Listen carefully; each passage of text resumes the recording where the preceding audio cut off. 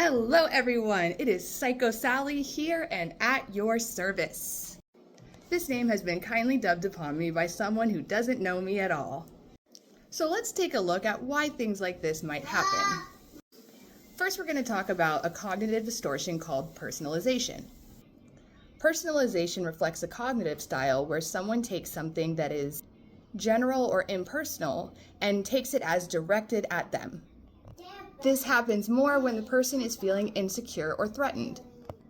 People who utilize this type of cognitive thinking style internalize generalized comments as a reflection of themselves.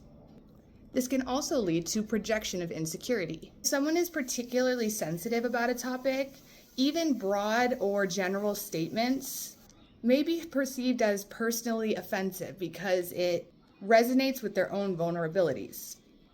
There's also something called confirmation bias.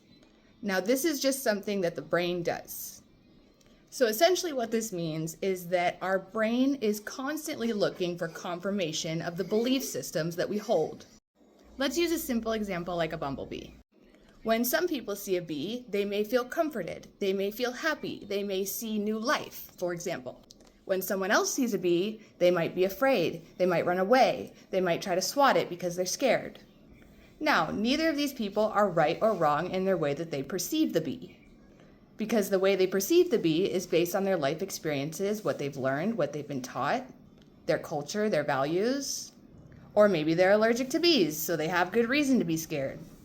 So the point being, if you already believe that people are attacking you or coming at you all the time, no matter what anybody says or does, your brain is going to look for confirmation of that.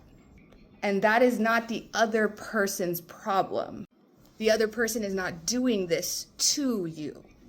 It is our choice how we respond to what we see and experience in life. I make the choice to confront behavior that I see from my belief system as being incredibly detrimental and toxic to no matter what side you think that you're on. I am not afraid for you to call me stupid. I'm not afraid for you to call me crazy. I'm not afraid for you to think whatever it is that you think about me. If you feel pity for me and feel like I'm a terrible person and I am crazy, that's fine. I don't align with that or accept that into my field of and space and home. But again, just pointing out some cognitive distortions. These are extremely common. These types of thinking errors are bred in our society. We are brought up in America to think in very black and white, very generalized, very personalized. There are many different cognitive distortions that you can feel free to take a look at and generally ask yourself, do I feel like I do any of these things? As a person living in recovery, I have definitely done all of those things. Every single cognitive distortion that you could find, I've had it, I've done it. I have never claimed to be a perfect person, and I never will. But I have worked very, very hard to be the person that sits in front of you today, so to speak. The purpose for me in confronting toxic behaviors, like the video that this comment came from, is that in hopes that there will be one person, if not more, but at least one person who starts out hostile towards the conversation and ends in an understanding between me and that other person.